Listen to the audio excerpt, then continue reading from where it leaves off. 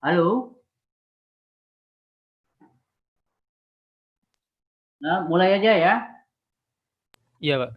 Mulai. Udah berapa orang? 33 ya? 32 ya? Berapa? 4 orang lagi. Mau ditunggu aja, ditunggu. Oke. Ya, kita lanjut ya. Bahan dari terima ya. Di upload ya di Google Classroom ya. Ini yang screen-nya kelihatan nggak? Kelihatan, Pak. Kelihatan, Pak. Kelihatan? Iya, Pak. Pak, boleh izin berdoa dulu, Pak? Ya. Silakan doa dulu. Baiklah, teman-teman, sebelum memulai perkuliahan kita pada sesi 3 ini, marilah kita berdoa menurut agama dan kepercayaan masing-masing. Berdoa dimulai.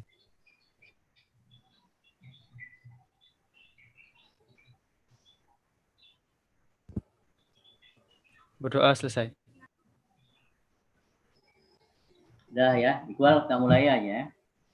Mudah-mudahan yang lainnya juga hadir. Ini udah 33 ya. Sebelum kita mulai dengan statistik hortikultura, ada yang ditanyakan nggak dengan pertemuan kita yang pertama dan kedua? Ada pertanyaan? Ada? Lanjut ya. Ya, kalau nggak ada, kita lanjutkan dengan statistik hortikultura. Ini adalah bagian dari statistik tanaman pangan. Ya. Jadi yang dimaksud dengan hortikultura itu adalah seperti yang gambar yang kita di depan ini, yaitu sayur-sayuran, buah-buahan. Ada lagi nanti namanya tanaman biofarmaka dan tanaman hias. Itu yang mau kita kumpulkan data statistiknya. Di sini kita lihat pentingnya statistik hortikultura. Jadi hortikultura ini menyediakan vitamin, mineral, serta antioksidan bagi tubuh. Beberapa jenis buah-buahan, sayuran, dan obat-obatan memiliki manfaat preventif terhadap penyakit degeneratif dan penyakit yang berkaitan dengan metabolisme organ tubuh. Kontribusinya dilihat dari PDB ini ya, cenderung meningkat, tetapi relatif masih kecil dibandingkan dengan sektor pertanian lain. Selama kurun 5 tahun terakhir, pertumbuhan volume ekspor hortikultura menunjukkan nilai positif dengan laju pertumbuhan yang negatif tersebut dengan pertumbuhan yang positif tersebut menunjukkan bahwa terjadi penurunan laju impor selama kurun 5 tahun terakhir. Jadi ekspornya naik, berarti kita sudah bisa memenuhi kebutuhan di dalam negeri. Subsektor hortikultura sangat potensial dikembangkan dengan adanya perubahan paradigma dan gaya hidup masyarakat untuk memanfaatkan produk-produk tanaman atau herbal. Jadi herbal itu termasuk di dalam hortikultura. Lingkupnya seperti yang saya katakan tadi ada 4 di sini: tanaman sayuran, tanaman buah-buahan, tanaman biofarmaka atau obat-obatan, dan tanaman hias. Kegiatan pengumpulannya sudah dilakukan mulai tahun 85 sampai dengan sekarang. Jadi sebelum tahun 85 itu dilakukan estimasi saja. Tapi pengumpulan yang lengkap dilakukan pada mulai tahun 85 dengan berbagai macam pengumpulan metode sampai dengan yang sekarang. Nanti di slide yang berikutnya kita akan melihat ada ubinan di dalam statistik hortikultura ini, yaitu di dalam jenis sayur-sayuran yaitu cabai merah dan bawang merah. Di samping dia dilakukan estimasinya dari daftar yang dilakukan, tapi juga dilakukan ubinan. Barangkali mungkin nanti ada KSA-nya juga, seperti KSA kerangka sampel area yang kita lakukan di dalam tanaman padi dan palawija.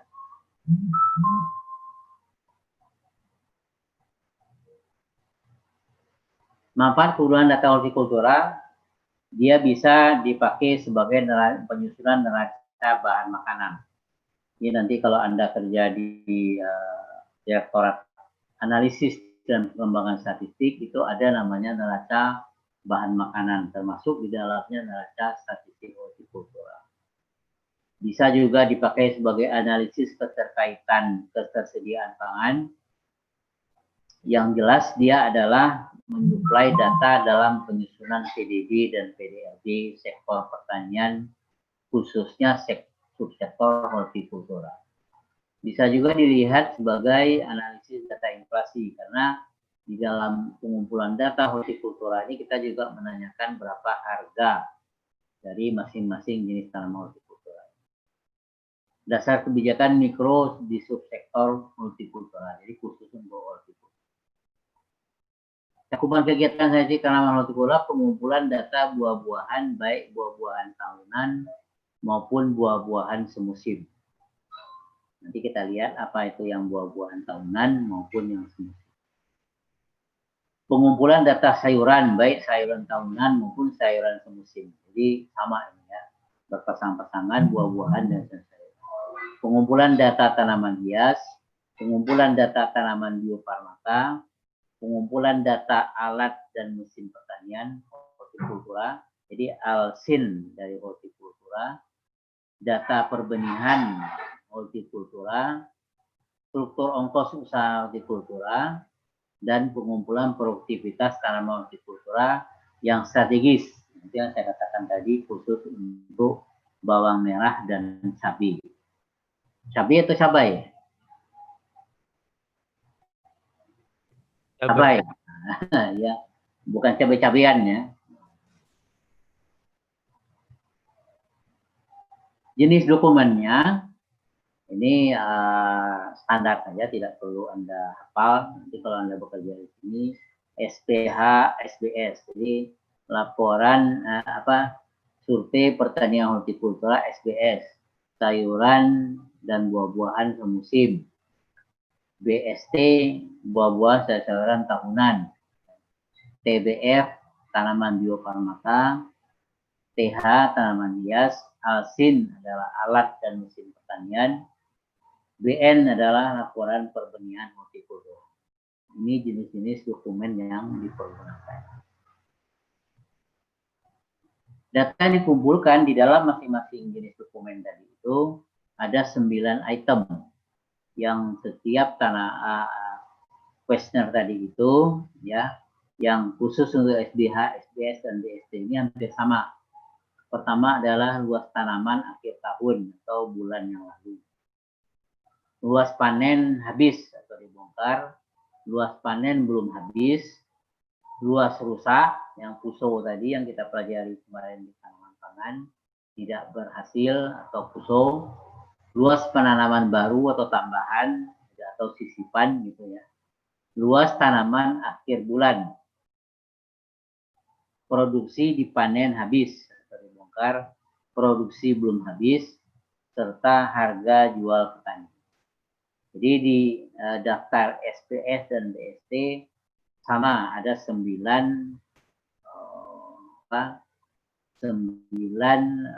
butir item yang ditanyakan, atau variabel yang ditanyakan di dalam daftar tadi.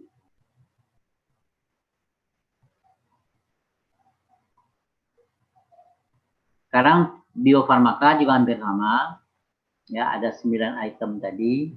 Begitu juga dengan tanaman hias, ada 9 item tadi.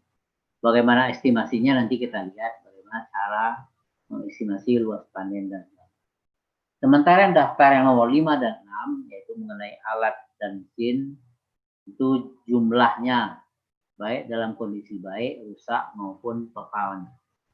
Yang untuk perbenihan, jumlah produsen benihnya, luas penangkaran benih, produksi benih, jumlah pedagang benih, jumlah benih yang diperdagangkan, jumlah penggunaan benih berlabel atau bersertifikat, serta jumlah benih yang tidak bersertifikat.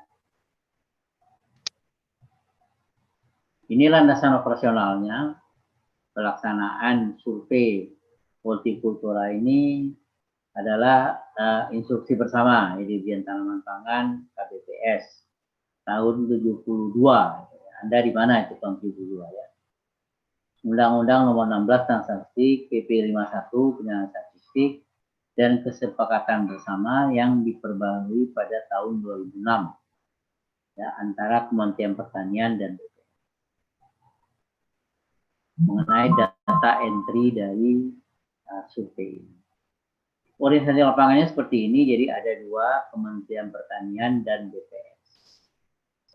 Kalau BPS provinsi, pasangannya adalah di Perta Provinsi, Dinas Pertanian. Kabupaten kota di Perta ke Kabupaten kota. Dan ada KCD atau Mantri Tani. Dari KCD dan Mantri Tani inilah semua data dari statistik hortikultura ini kita kumpulkan. Dan mereka nanti menyerahkan ke Menteri Statistik kita atau ke BPS Kabupaten Kota. Jadi KCD ini kantor cabang dinas, nah itu Pak salah itu. Itu yang sentikat dengan Menteri Statistik kalau di BPS. Kita liwatin aja. Ya, tugas dan tanggung jawab Kementerian Pertanian, Dinas Pertanian. BPS menyerahkan buku. Nah, tadi yang namanya daftar-daftar itu disebut dengan buku register kecamatan dan daftar SPH ke Dinas Pertanian yang selanjutnya membagikan ke petugas kecamatan. Petugas kecamatan mengumpulkan data di lapangan dan menyampaikan ke Diperta Kabupaten Kota. Diperta Kabupaten Kota memeriksa kelengkapan data dan kebenaran isian. Kemudian membuat RK rekapnya, dokumen RK dikoordinasikan dengan BPS Kabupaten Kota, kemudian dikirim ke Diperta Provinsi. BPS Kabupaten Kota memeriksa kelengkapan data ya sebelum dikirimkan ke provinsi dan melakukan entry data dan mengirimkan ke BPS Provinsi.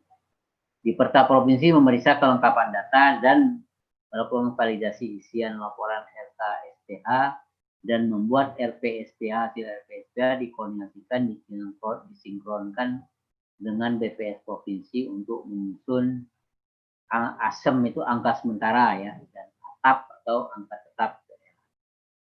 BPS Dirjen Hortikultura serta Pusdatin Pertanian berkoordinasi untuk melakukan kompilasi dan validasi untuk menghasilkan data nasional. Jadi ini adalah data yang dikumpulkan oleh Kementerian Pertanian dan BPS. Peranan BPS Kabupaten Kota ya melakukan koordinasi dengan Dinas Pertanian Kabupaten Kota, memonitoring laporan sesuai jadwal yang ditetapkan, pemeriksaan dokumen sesuai prosedur yang ditetapkan, melakukan pengawasan lapangan dan cek lapangan hasil laporan yang tidak wajar, melakukan entry dan pengolahan data dengan program SIM, Sistem Informasi Manajemen SPH, melakukan sinkronisasi hasil pengolahan data yang dilakukan BPS atau SIM SPH dengan Diperta.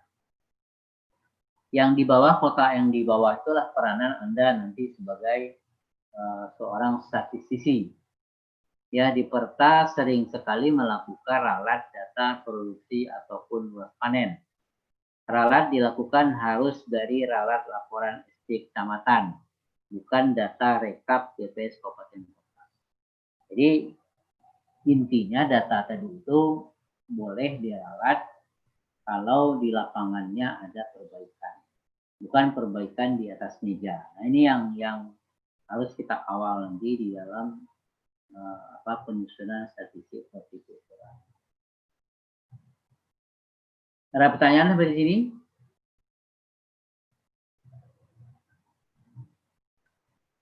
Ada?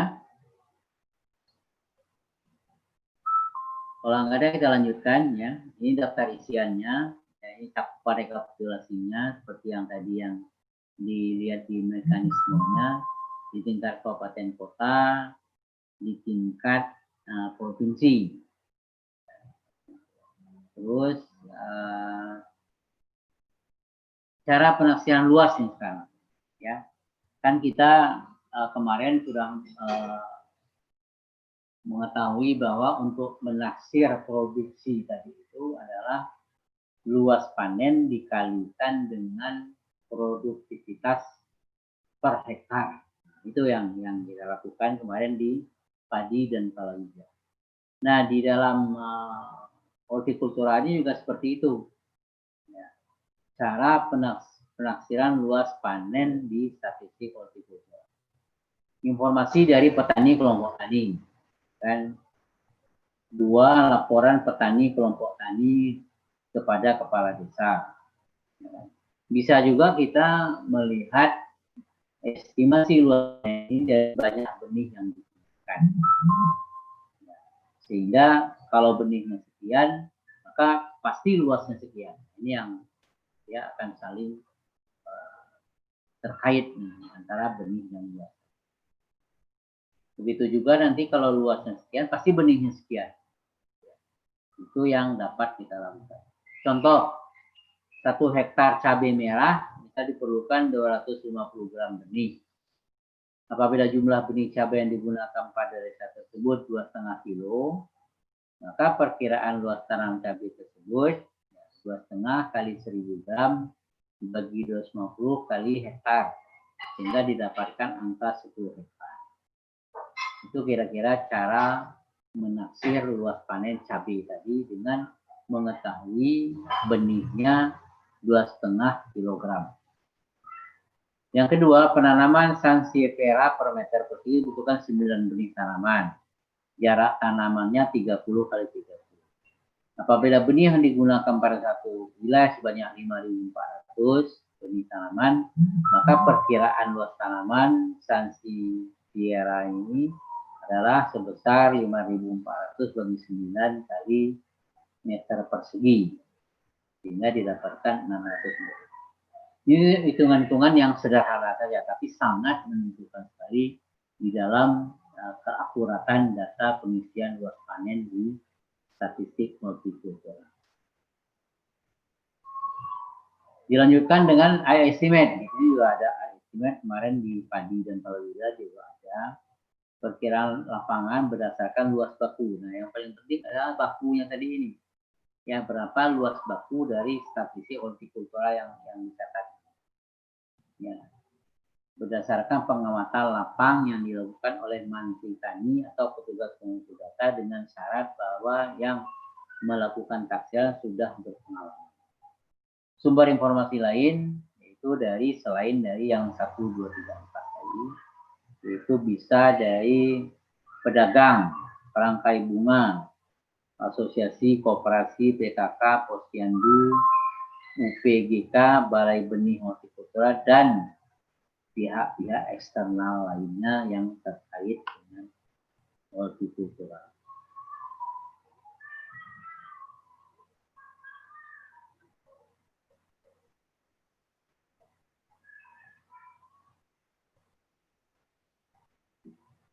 Catatan, ya, pertama tanaman yang diperhitungkan luas tanamannya adalah tanaman yang jarak tanamnya lebih kecil atau sama dengan 3 kali jarak tanaman normal. Jadi kalau sudah lebih dari 3 kali tanaman normal, itu luasnya tidak diperhitungkan.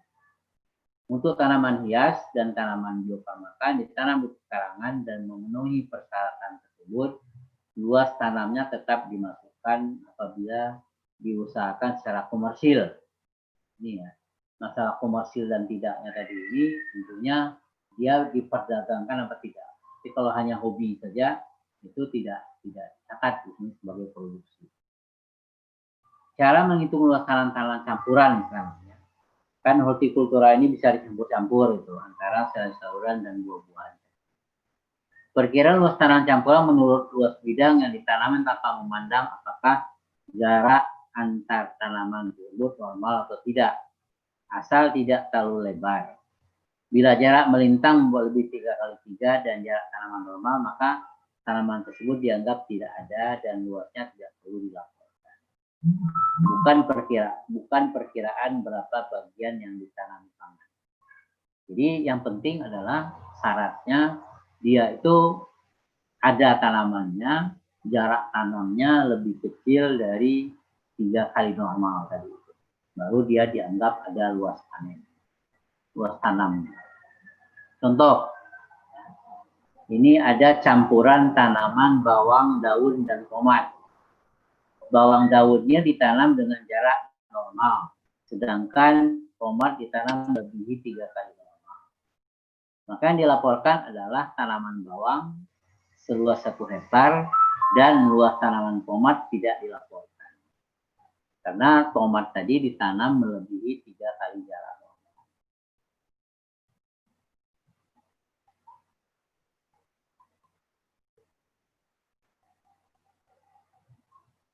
Contohnya lagi, luas tanaman 1 hektar ditanam bawang daun dan tomat.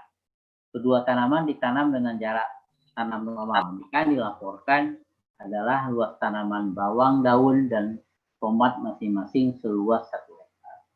Jadi luas tanaman bawang 1 hektar, luas tanaman tomat 1 hektar. Walaupun dia bercampur di dalam satu lokasi yang 1 hektar. Ada pertanyaan sampai sini? Ayo, silakan.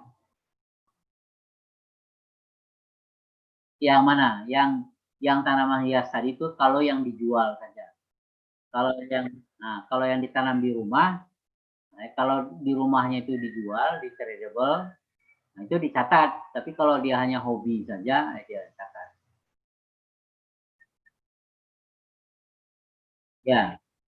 Ya, kalau dia saya buah-buahan kan pasti komersil lah.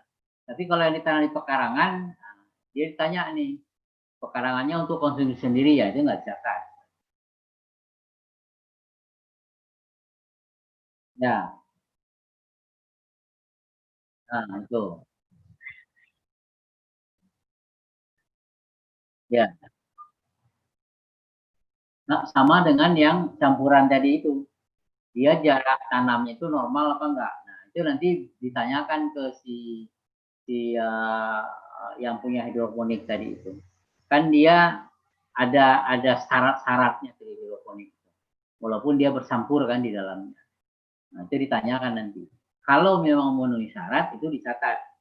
Dan kalau komersial itu dicatat. Kalau hanya untuk iseng-iseng aja ya catat. Ya, ya. Ya. Nah, ya. Jadi yang ke atas dan segala macam itu kita anggap itu sebagai setengah hektar tadi itu. Makanya nanti ditanyakan ke si petugas yang tadi itu, apakah hidroponik tadi itu memenuhi syarat tadi itu 3 kali jarak normal atau bukan. Kalau dia memenuhi syarat di bawah 3 kali jarak normal tadi, maka luasnya itu bercampur dan dicatat semua. Ya, ini yang campuran nih. Kalau yang satu ya sudah jelas itu kan. Oke, ada lagi yang lain? Izin tanya Pak. Ya. Mungkin ada alasan khusus nggak Pak terkait pemilihan jarak yang kurang dari 3 kali jarak tanam normal itu Pak?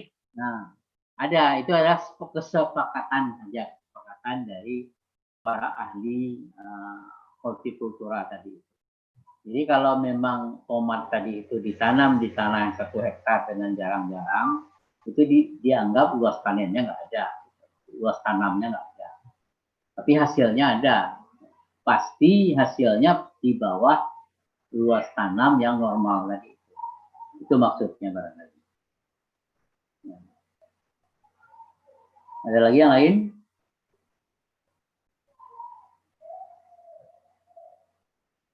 Ada? Kalau tidak ada kita lanjutkan. Ya. Sekarang ini karena hortikultura tadi itu ada yang berumpun, ada yang berpohon, maka cara penaksiran pohon nih, informasi dari petani, laporan petani kepala desa, banyaknya benih yang digunakan. Ini bisa kita inikan. Ya, kalau yang 1, 2 adalah kita menerima laporan mati saja berapa angkanya. Tapi yang kalau benih yang digunakan itu bisa agak sedikit ilmiah kita mempergunakan. Kita lihat untuk tanaman jeruk biasanya memerlukan benih 400 pohon dalam 1 hektar, ya kan? Dengan asumsi ditanam menggunakan jarak tanam normal. Ini jarak tanam normal tadi berapa nih? Tergantung kebiasaan di daerah masing-masing. Apabila luas lahan yang ditanami pada desa tersebut seluas 5 hektar, maka perkiraan pohonnya tadi itu adalah 5 kali 400 hingga 2000 pohon. Jadi kalau kita punya benih, punya bibit, itu kita bisa mengestimasi luas tanamnya. Yang keempat, estimate ya. Ini juga kalau ada luas baku dari tanaman hortikultura yang berbentuk pohon. Tadi mengenai luas panen ya dan produktivitas nanti kita lihat di dalam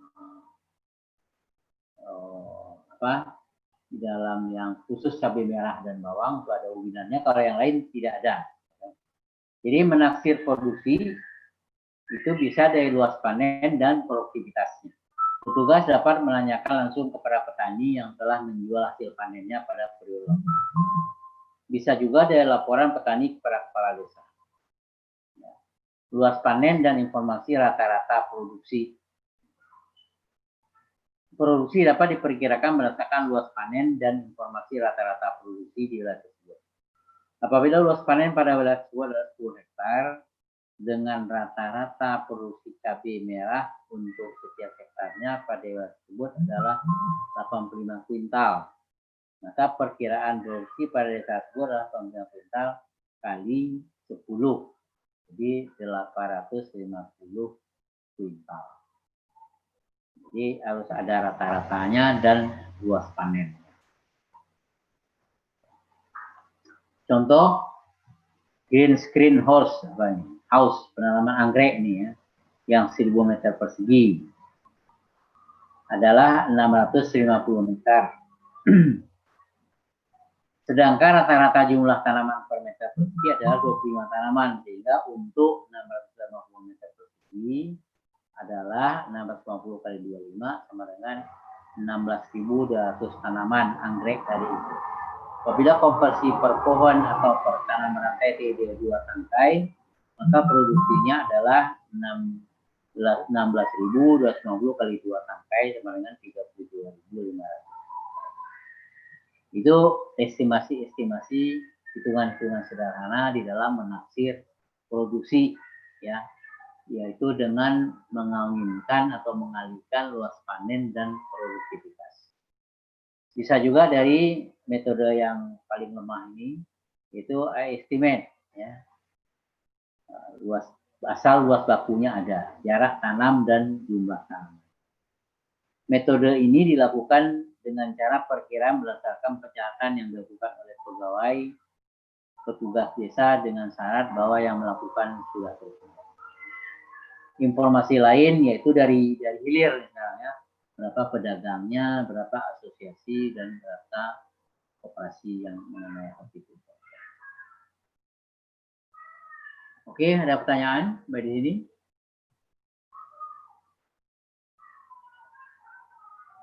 Kalau tidak ada, kita lanjutkan di dalam 9 item yang ditanyakan di dalam SPH tadi itu, Statistik Pertanian Hortikultura, ada yaitu kita menanyakan harga jual dari petani tentang produk hortikultura tadi. Data harga merupakan rata-rata harga jual petani per satuan masing-masing komoditas dalam rupiah di tingkat petani, disebut juga dengan farm gate price. Nanti Anda kalau belajar statistik harga produsen, yang dimaksud dengan produsen itu adalah farm gate price itu. Ya, harga di tempat dia dihasilkan. Nah, yang masih murni tanpa margin dan tanpa potongan-potongan pajak dan sebagainya.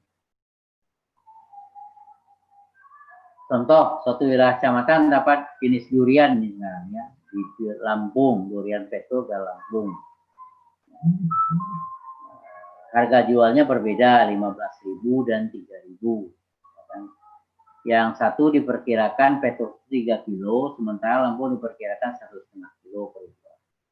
Apabila tersebut paling dominan adalah durian petro, maka petro ini yang digunakan harganya. Tapi kalau dua-duanya dominan, maka yang diambil adalah rata-rata dari kedua harga durian tersebut. Jadi harga rata-rata atau rata-rata tertimbang dari durian tersebut. Sangat sederhana sekali ya. Cara pengumpulan harga jual dari informasi petani, informasi pedagang kumpul, ya, informasi dari koperasi dan asosiasi. Ini eksternal semua. Sekarang kita lihat buku register kecamatan, ya, hasil penafsiran luas produksi harga tanaman hortikultura per desa dicatat pada buku register kecamatan secara periodik sesuai dengan periode laporan. Itu namanya ada di dalam daftar tadi, buku register. Kuesioner SPH dari buku register informasi disalin ke dalam SPH SBS sampai dengan BN sesuai jenis dan kelompok tanaman hortikultura serta periode pelaporan. Cakupan wilayah seluruh kecamatan di Indonesia. Jadi ini sensus ya. Petugas pengumpul datanya KCD atau Menteri Tani, kantor cabang dinas itu Menteri Tani kalau dulu namanya, yang selevel dengan Menteri Saisik. Jumlah rangkapnya untuk BPS provinsi, rangkapnya ini maksudnya isiannya dari daftarnya tadi ya, untuk BPS provinsi, kabupaten kota, di Perta kabupaten kota, dan arsip di KCD. Tadi kita berbicara mengenai konsep sayuran dan buah-buahan. Tanaman sayuran semusim. Apa yang dimaksud di sini adalah sumber vitamin mineral dan lain-lain dikonsumsi dari bagian tanaman yang berupa daun, bunga, buah, dan umbi yang berumur kurang dari 1 tahun. Jadi yang namanya semusim tadi itu adalah kurang dari 1 tahun. Tidak dibedakan tanaman yang ditanam di daerah dataran tinggi maupun dataran rendah. Begitu juga yang ditanam di lahan sawah dan lahan bukan sawah. Itu sayuran semusim ya. Nah, sayuran semusim ini itu yang kurang dari 1 tahun umurnya bisa dipanen sekaligus, bisa dipanen berulang kali, lebih dari 1 kali. Jadi berarti kalau yang sekaligus pohonnya dicabut, yang dipanen berulang kali, tanaman-tanaman itu masih ada. Contoh nih, langsung dibongkar nih, bawang merah, bawang putih, bawang daun, kentang, kol kubis, ya, wortel, lobak, dan sebagainya. Dipanen berulang kali, contoh kacang panjang. Kita hanya memetik kacang panjang aja, pohonnya masih ada. Cabai besar, cabai rawit, paprika, jamur, tomat, terong, ketimun, buncis, labu. Jadi bedanya adalah sekaligus dan berulang tadi itu. Kalau yang berulang, pohonnya masih ada. Tanaman buah yang semusim. Umurnya juga kurang dari 1 tahun. Dapat berbentuk rumpun, menjalar, dan batang lunak. Contoh semangka, melon, belewah, dan stroberi. Terus harga jual petaninya rata-rata harga jual petani persatuan yang telah ditentukan pada masing-masing komunitas yang dihitung dalam rupiah tingkat petani yang berlaku di kecamatan para periode laporan. Tidak ada masalah ya. Nah kalau kita gambarkan yang tadi itu tanaman buah-buahan dan tahunan ini, ada buah-buahan dan sayuran tahunan, ya kan? Bisa dipanen sekaligus atau itu bisa bunga serempak, ya kan? tidak berumpun maupun berumpun. Kalau yang bunganya sekaligus itu yang berumpun rambutan, mangga, manggis. Terus yang berumpun nggak ada. Yang dipanen terus menerus 1 tahun itu pepaya, sawo, segala macam. Yang berumpun itu ada salak, nanas, dan pisang.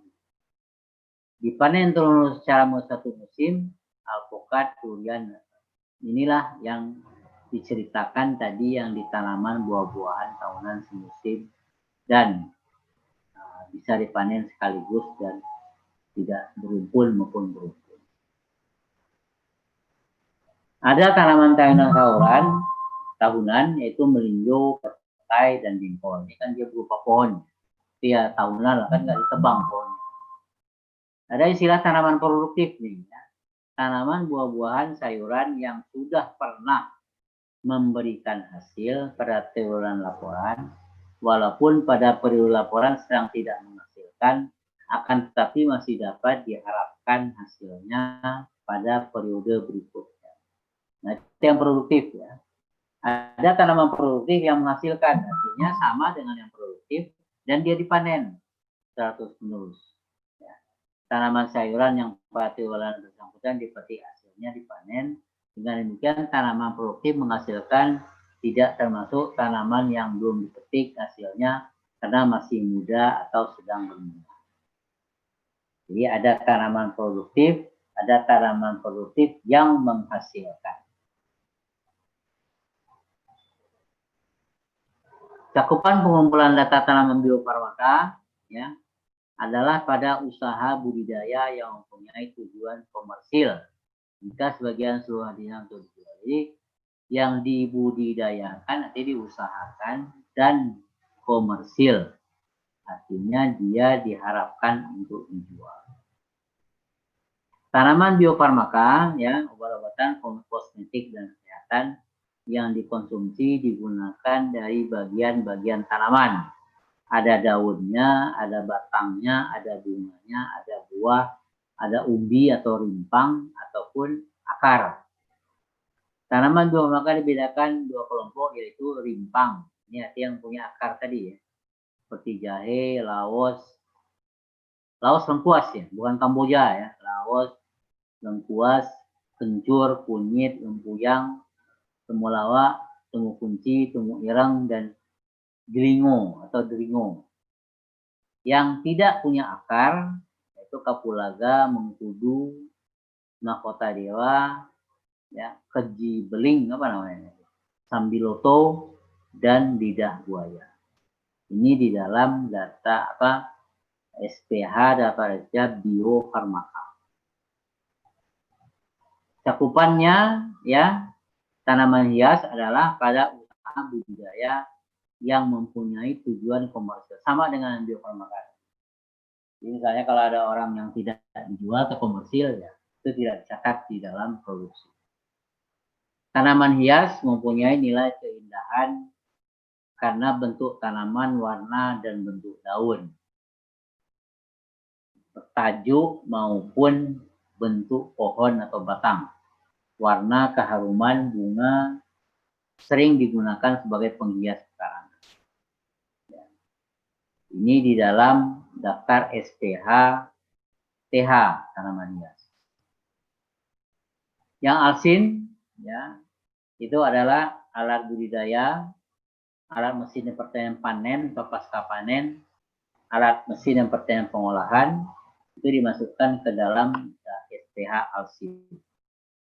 Kolom 5 merupakan penjualan, ini artinya adalah yang alsin tadi itu, yang 3 ini barangkali rusak, ya.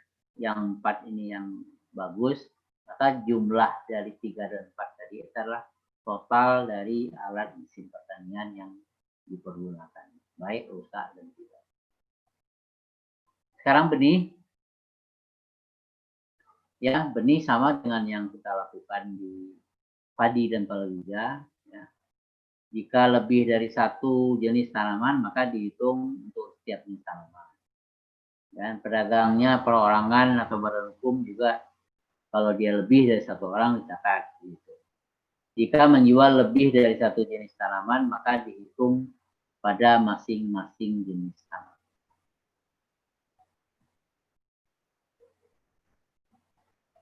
Yang disajikan di dalam saiti hortikultura tadi untuk sayuran menyajikan luas panen, produksi, dan produktivitas selama setahun. Sementara buah-buahan, biofarmaka, dan tanaman hias menyajikan luas tanaman yang sedang menghasilkan. Itu ya. Yang untuk sayuran, luas panen, produksi, dan produktivitas. Untuk buah-buahan, biofarmaka, dan tanaman hias menyajikan jumlah tanaman yang sedang menghasilkan. Jadi dari sana yang dicatat produksinya. Beberapa indikator, indeks produksi. Anda sudah belajar indeks ya? Di tingkat berapa kemarin? Tingkat berapa? Belajar indeks? Tingkat 1 atau tingkat 2 ya? Tingkat 1 ya. Nah, ini kan indeks biasa aja nih. Indeks produksi tanaman hortikultura ya. KT dibagi Q0 dikali 100. Jadi KT itu adalah produksi tanaman pada tahun T dibagi dengan tanaman tahun 0 sehingga dikalikan 100 itu didapat indeks produksi pada tahun T dengan dasar 0. Level perjanjiannya nasional, keterbatasannya indeks produksi belum dapat digunakan untuk semua komoditi karena keterbatasan data yang ada. Interpretasinya ya kalau lebih besar dari 100, ya itu produksinya mengalami peningkatan. Kalau dia sama, itu tidak ada perubahan. Kalau lebih kecil berarti dia mengalami penurunan. Indeks berantai. Nah, kalau berantai tadi yang dilihat adalah perubahannya. Ya. Tadi kita hanya menginginkan pada tahun D terhadap 0, sekarang KIT-nya tadi itu dibagi dengan KIT-1. Ya. Tahun sebelumnya dikali dengan 1. Jadi indeks berantai produksi komoditi pada tahun T. Jika dia besar dari 100, maka mengalami peningkatan. Kalau dia sama, berarti sama. Kalau dia kecil dari 100, berarti dia mengalami penurunan. Hampir sama dengan yang nomor 1 tadi. Tapi ini yang berantai tadi itu terhadap tahun sebelumnya. Kalau yang tadi indeks produksi terhadap tahun dasar. Itu aja bedanya. Anda belajar kan di neraca kemarin ya, pakai apa? Y on Y, Q to Q, nah gitu kayak gini. Tapi ini nggak serumit yang di neraca. Indeks berantai luas panen tanaman hortikultura. Jadi ini panennya nih, kalau tadi produksinya itu terhadap tahun sebelumnya.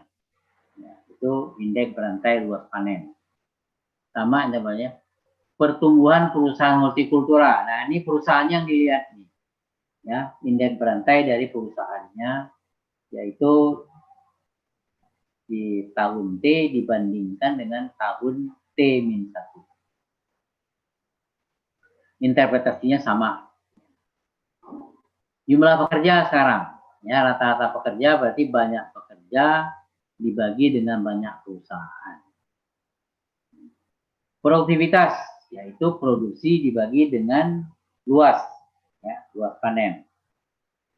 Berapa produksinya, berapa luas panennya, itu namanya produktivitas tanaman hortikultura yang digambarkan di dalam per hektar.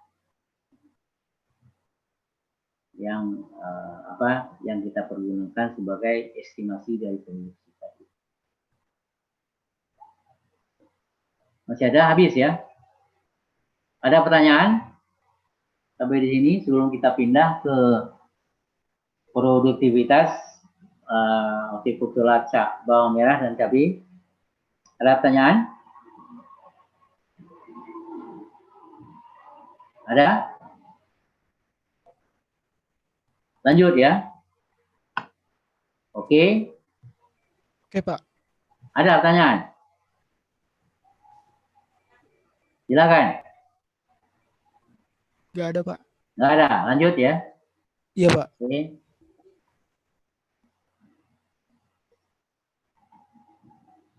Kita ganti ininya.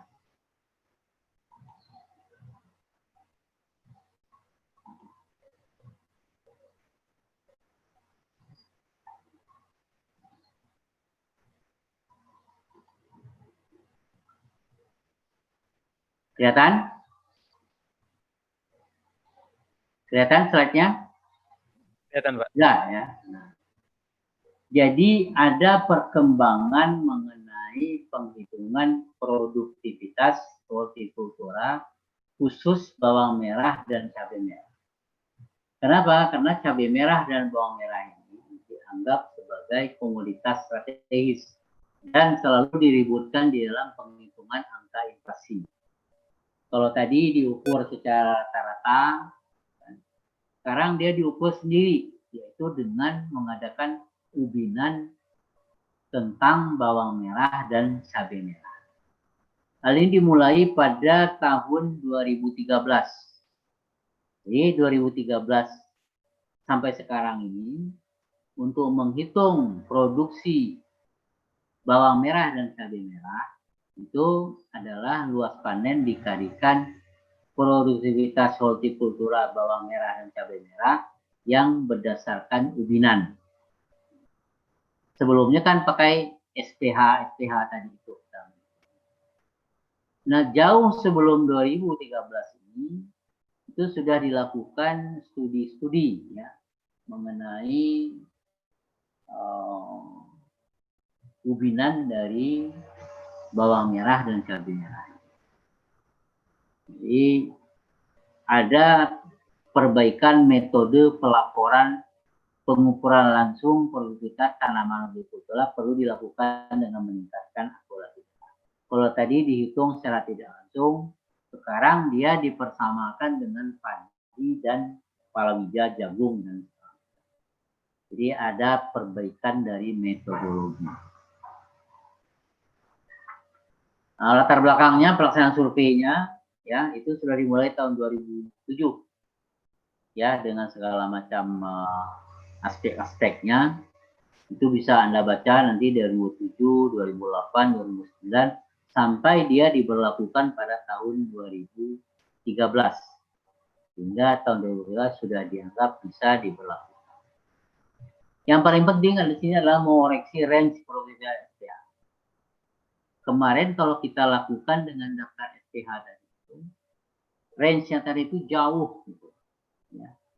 Range artinya apa? Kalau kita statistik belajar, nilai yang paling tinggi dimulai dengan nilai yang paling rendah. Itu range namanya kan. Semakin dekat range-nya semakin bagus pengukuran kita. Kalau semakin jauh berarti variasi juga makin jauh. Berarti keakuratan pengukurannya juga tidak bagus. Menyempurnakan faktor estimasi untuk penghitungan produksi cabai merah level kabupaten. Jadi kalau yang tadi itu pakai rekap-rekap saja, sekarang ini sudah kita hitung secara langsung. Ruang lingkupnya di semua rumah tangga hortikultura yang mengusahakan tanaman bawang merah dan cabai pada blok sensus terpilih akan melakukan panen periode Juli September 2013 dan untuk cabai merah yang akan panen lebih dari 5 kali. Jadi cabainya itu 5 kali. Nah, tadi kan kita lihat bahwa di dalam sayuran semusim tadi itu dia bisa dipanen sekaligus dan bisa dipanen berulang-ulang. Nah, ini panen cabai ini diperkirakan 5 kali. Cakupan wilayahnya masih terbatas, bagi Sumatera Utara, Jawa Barat, Jawa Tengah, Yogyakarta, Jawa Timur, Bali, dan Sulawesi Utara. Barangkali nanti untuk selanjutnya ini akan dikembangkan ke Indonesia. Ini alokasi wilayahnya, bisa Anda baca nanti. Jenis dokumen yang digunakan itu juga sama dengan yang tadi. Ini tidak perlu Anda hanya tahu saja bahwa program alokasi sampel plot ini ditentukan dari BPS pusat. Jenis dokumen yang digunakan lagi terus sampai dia membentuk estimasi produksi. Tadi untuk tanaman bawang merah Ya, untuk keduanya. Ini sekarang untuk cabai merah. Ini peralatan yang digunakan sama dengan ubinan yang padi sawah kemarin, tetapi timbangannya cukup dengan timbangan yang seperti orang di pasar. Ini alat-alatnya. Konsep definisi, ya. Apa tadi yang kita lihat di konsep definisinya? Jangan lupa memenuhi jarak, cara tanam, dan jarak tanam. Ya. Tanaman tumbuh atau tumpang sari. Cara tanam, terpencar atau jarak tanam. Rumpun atau kepala rumah tangga. Nah, ini beberapa konsep definisi yang harus kita perhatikan di dalam melakukan ubinan bawang merah dan cabai. Ini penarikan sampelnya, ya Anda tidak perlu tahu ini dilakukan di BPS.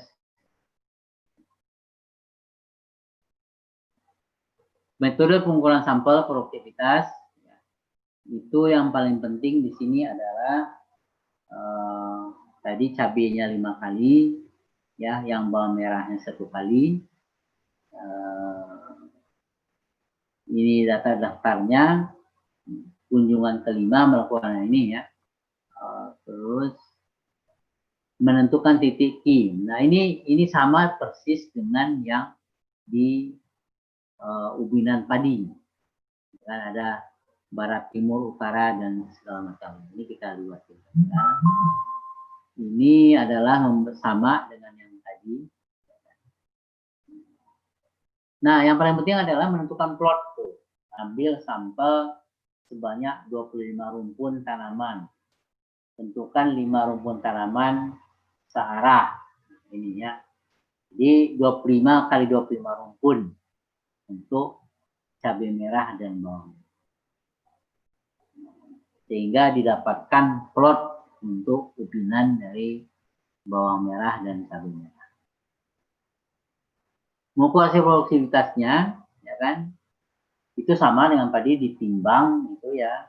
Dengan rata-ratanya dilihat berapa per luasnya tadi itu. Pokoknya sama dengan contoh nih, misalnya jumlah rumpun pada utara 10 rumpun. Kan? Ini sangat teknis sekali, ya. Ini ada tabel angka random dengan ini pokoknya sangat teknis sekali di lapangan, nanti kita luarkan aja. Nah, ini cara mengambilnya tadi. Ini kan Anda kan teori ini, Pak.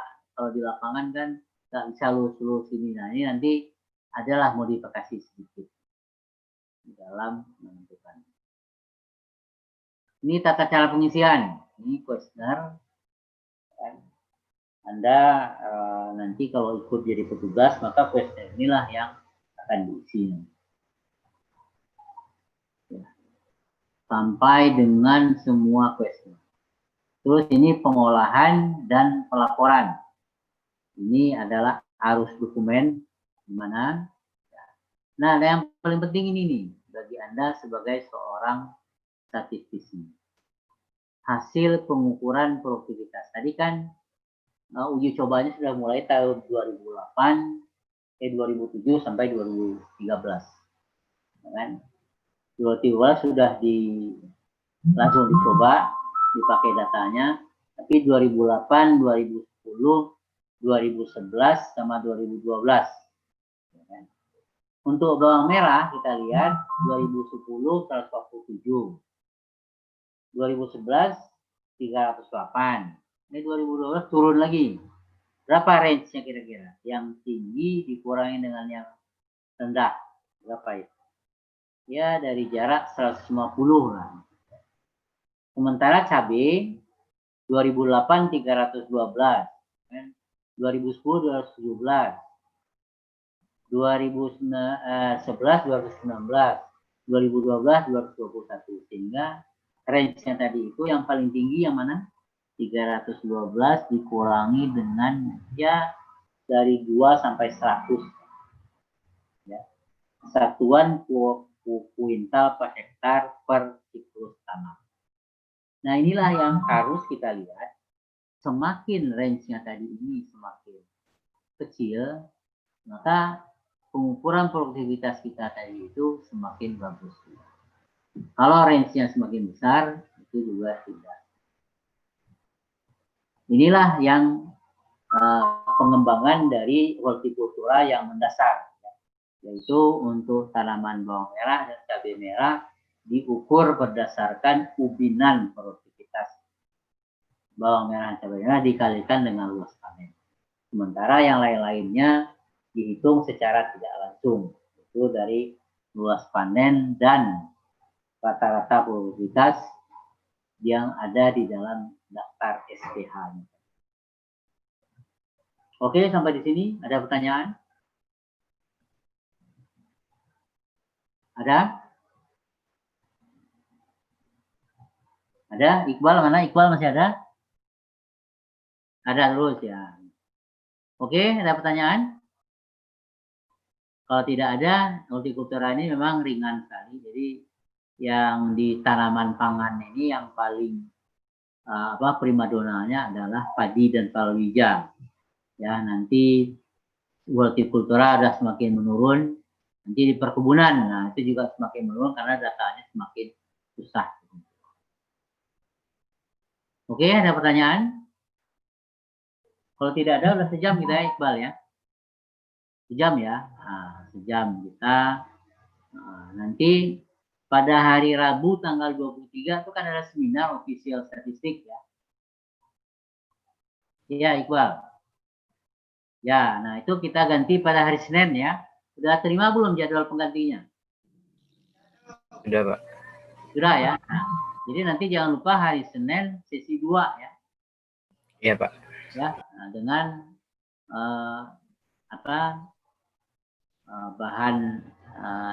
bahan pelajarannya statistik perkebunan. Oke, kalau tidak ada kita akhiri sampai di sini. Ya, jangan lupa kita ketemu hari Senin ya, bukan hari Rabu ya. Di sesi kedua. Ya, bagi yang teman-temannya Iqbal tolong diingatkan bahwa untuk pekan depan kita ketemu hari Senin tanggal 21 sebagai pengganti tanggal 23 yang ada seminar official statistik di SDI. Oke, ada pertanyaan? Ada? Kalau nggak ada kita akhiri ya. Ya, semoga Anda selalu sehat. Ya, kita bisa dapat ketemu di PJJ yang berikutnya. Demikian, Assalamualaikum warahmatullahi wabarakatuh. Waalaikumsalam warahmatullahi wabarakatuh. Terima kasih, Pak. Ya. Banyak, Pak.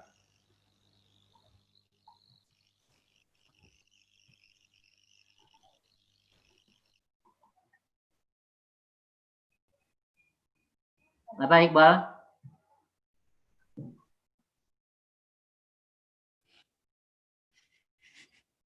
Ya, resume aja.